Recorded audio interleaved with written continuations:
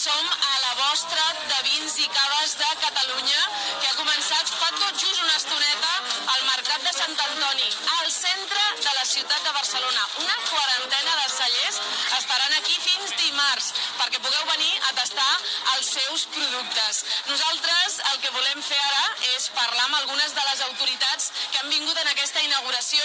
Està aquí, començo per la consellera, les senyores primer, està aquí la consellera Teresa Jordà. Teresa, el vi català a Barcelona, en quina situació es troba? Home, avui molt ben posicionat perquè hem ocupat una part important de la ronda de Sant Antoni, estem ubicats davant d'un barri molt popular i d'un mercat fantàstic, és a dir, que avui podem dir que estem ben posicionats. Bàsicament el que pretén aquesta mostra i les 38 que l'han precedit no és altra cosa justament que Barcelona exerceixi justament del que li toca i el que ha d'exercir de capitalitat i de capital del nostre territori. El territori entès de totes les maneres, també a través de les seves denominacions d'origen llarg i ample del país, que són moltes, que són diverses, i poder conèixer aquest territori, el seu gust, la seva gent, la seva manera de fer, de pensar, d'elaborar el vi, no? Que ho puguem mostrar tot a la capital del país, a mi em sembla fantàstic perquè Barcelona ens ha de servir com un gran ambaixador justament del nostre vi. Doncs aquí el que podem dir, gràcies consellera, és que els barcelonins estan responent a aquesta crida. Salvador Puig, director general de l'Incavi, canvi d'ubicació, està molt ple això. Com ho veu vostè, com ho valora? Home, que és un dels llocs on la barreja aquesta de ciutat i món rural millor s'expressarà.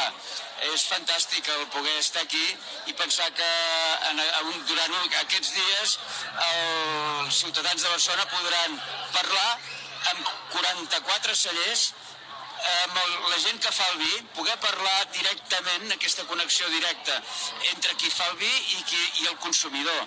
Això és, no hi ha cap altre producte alimentari que es doni aquest fet, el poder parlar amb una persona que des del principi, des del raïm fins a l'ampolla, que és quasi una obra d'artesania, poder-li preguntar com ho has fet això i que ell t'ho pugui explicar. I aquest any, mira, m'ha passat això, al vi notaràs aquestes coses.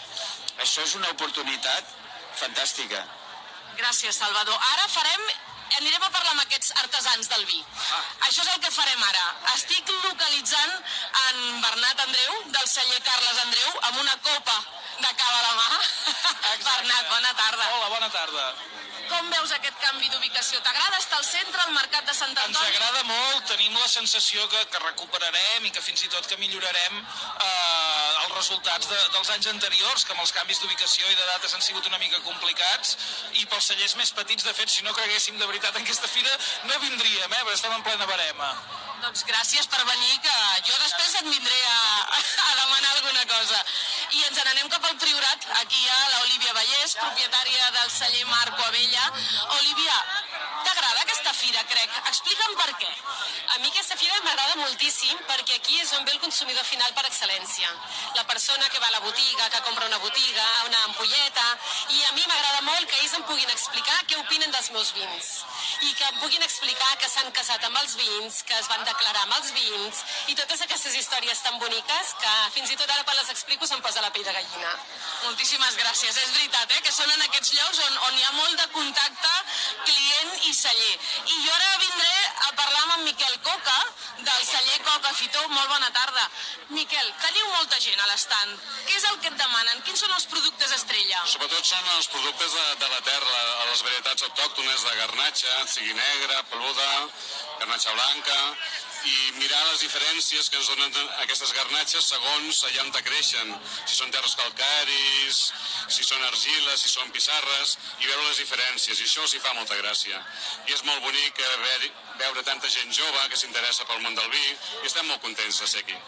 Doncs moltes gràcies i a seguir, que fins dimarts hi ha temps per venir en aquesta mostra de vins i caves aquí al Mercat de Sant Antoni. Jo el que vull és preguntar-li a algunes d'aquestes persones que estan aquí tastant. Per exemple, hola, molt bona tarda. Què tal? Bona tarda. Explica'm, què estàs tastant? Doncs mira, ara mateix un priorat, n'hem agafat allò una mica de priorat tots quatre i bueno, ens agrada molt estar aquí, doncs gaudir de la tarda, una mica de formatge i tastar els vins d'aquí de Catalunya que són molt bons. Això. Seguim, preguntem a una altra persona que està aquí al meu costat. Molt bona tarda. Crec que també ets de la colla del Priorat, d'aquest vi negre. Sí, també, també. Som una colla que ja fa molts anys que venim a la Fira de Vins perquè ens encanta i cada any veiem que la qualitat és més bona i estem supercontents. Escolteu, em sembla que fins les 9 no tanquen portes, per tant, encara queda una estona. Encara queda una estona a gaudir. Nosaltres ens acomiadem, el que sí que farem és explicar-vos 4 cosetes, que aquí podeu venir fins dimarts al vespre, que amb uns tíquets us podeu comprar una copa i també beure, tastar vins i caves de més de 40 cellers catalans, però que també hi ha moltes activitats paral·leles. Per exemple, un macrotàs solidari per recollir fons pel programa d'investigació en càncer i metàstasi de l'Institut de Recerca Biomèdica de Barcelona, que també hi ha tastos, que també hi ha presentacions, tastos guiats, que també hi ha una botiga on comprar tots els productes o bona part d'aquests productes que podeu tastar. Per tant, a aquesta hora només el que ens queda és brindar pel vi català. Salut i sapigueu que fins dimarts al Mercat de Sant Antoni podeu venir a tastar vins i caves catalans.